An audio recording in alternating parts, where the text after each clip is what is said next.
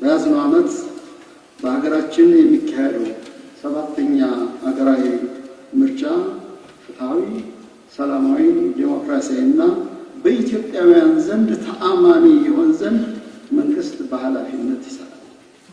መላው የሀገራችን ሕዝብ ኢትዮጵያ ያቀደቻቸውና የጀመረቻቸውን ግዙፍ የለውጥ እርምጃዎች አበርትቶ እንዲደግፍና በትጋት እንዲሳተፍ ጥሬን እያቀረብኩ የኢትዮጵያ ወዳጆችና የብልጽግና አጋሮችም ከኢትዮጵያ መንግስትና ሕዝብ ጎን በመቆም የዚሁ ስኬት ሁነኛ አጋዥ እንዲሆኑ ጥሬን አስተላልፋለሁ። መልካም የተግባርና የስኬት ዓመት እንዲሆን እመኛለሁ። ኢትዮጵያ በልጆቿ ታፍራና ተከብራ ለዘላለም ትኖር። አመሰግናለሁ።